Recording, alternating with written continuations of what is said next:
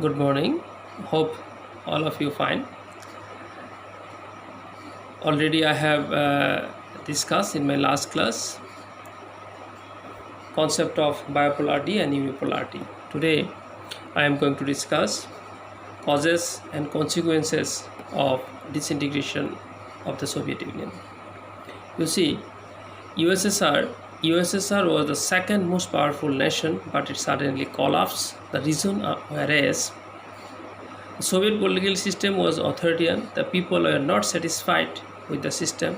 The Soviet economy did not improve. The government failed to fulfill the economic aims and aspirations of the people. Soviet administrative system suffered from corruption, but no step was taken to remedy it. The government officials had more privileges than the ordinary citizen. As a result, the people felt disappointed. That means Soviet citizens had no freedom of speech expression. The party even did not allow the Union Republic to manage their own affairs, including cultural affairs. Gorbachev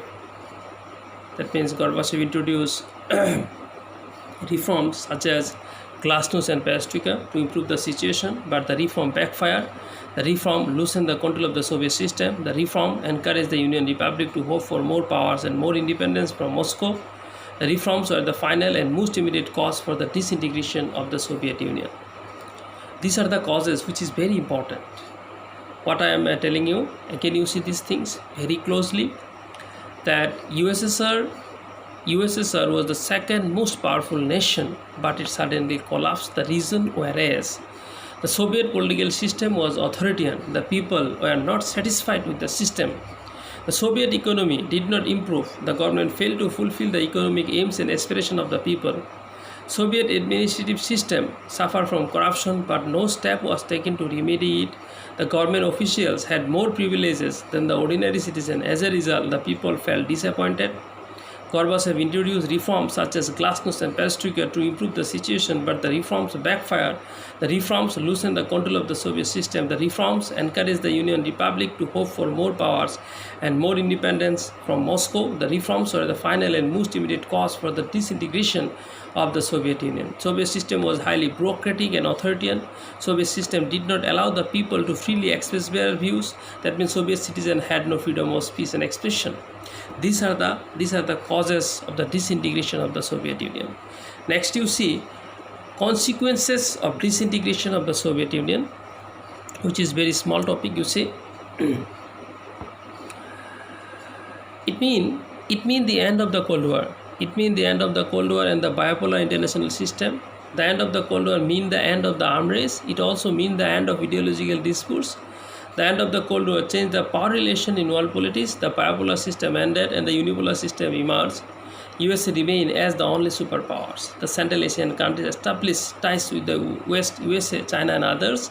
Thus, the end of the USSR means the end of the Cold War, the collapse of bipolarity, the rise of new states, new players on the stage of world politics. These are the consequences. What I am telling you, can you see that it mean the end of the Cold War and the bipolar international system. The end of the Cold War mean the end of the arms race. It also mean the end of ideological disputes. The end of the Cold War changed the power relation in world politics. The bipolar system ended and the unipolar system emerged. USA remained as the only superpowers. The Central Asian countries established ties with the West, USA, China and others. Thus, the end of the USSR mean the end of the Cold War, the collapse of bipolarity, the rise of new states, new players on the stage of world politics. These are the consequences of disintegration of USSR. তো আমি কি কলো যে Soviet রাছিয়া ধ্বংসৰ কাৰণসমূহ আৰু ফলাফলসমূহ সমুখে চোৱা কথাখিনি যে সোভিয়েট ৰাছিয়াৰ ধ্বংস কি হৈছিল সোভিয়েট ৰাছিয়াৰ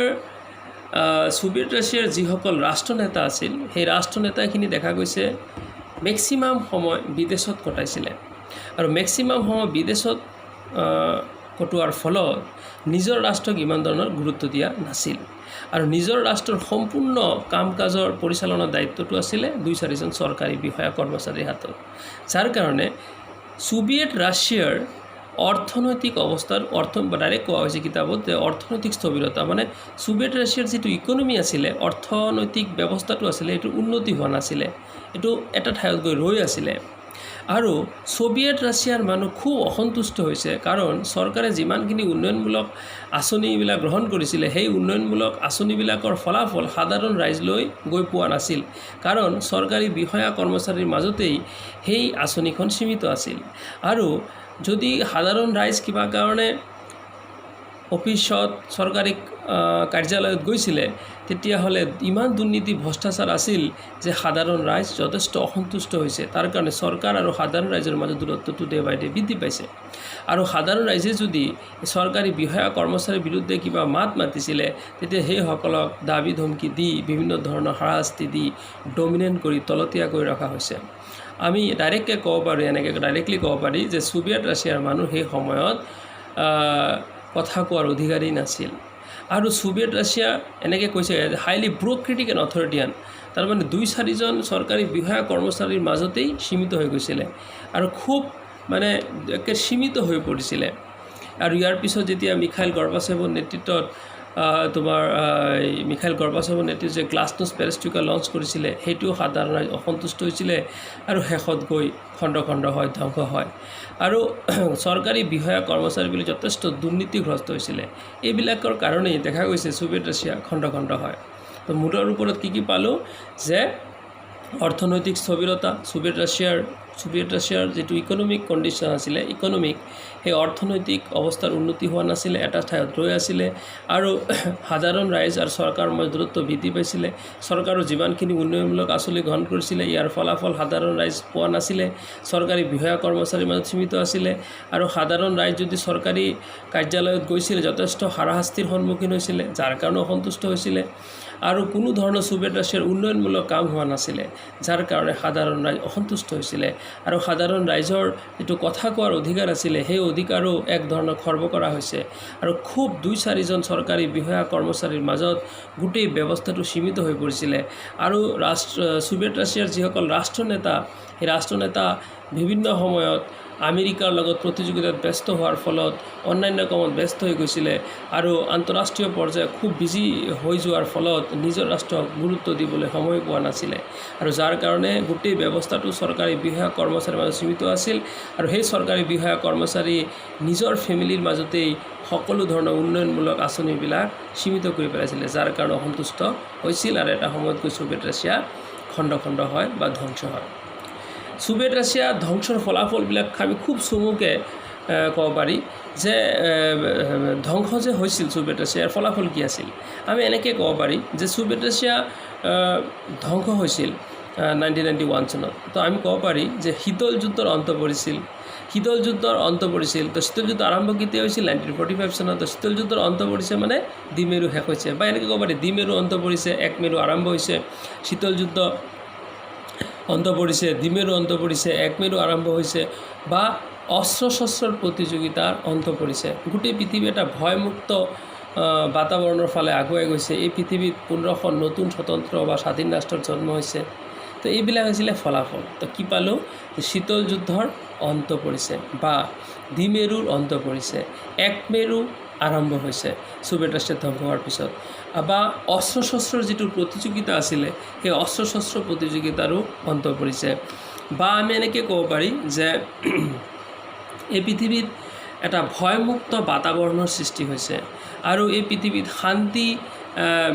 শান্তিৰ জৰিয়তে সকলো ধৰণৰ বিকাশ উন্নয়ন সম্ভৱ, এই বস্তুটো ৰিয়েলাইজ কৰিবলৈ সক্ষম হৈছে। আৰু এই পৃথিৱীত নতুন স্বতন্ত্ৰ ৰাষ্ট্ৰৰ জন্ম হৈছে। আৰু অস্ত্ৰ শস্ত্ৰৰ প্ৰতিযোগিতা অন্ত পৰিছে, দ্বিমেৰু অন্ত পৰিছে, এক মেৰু আৰম্ভ হৈছে, শীতল যুদ্ধৰ অন্ত পৰিছে।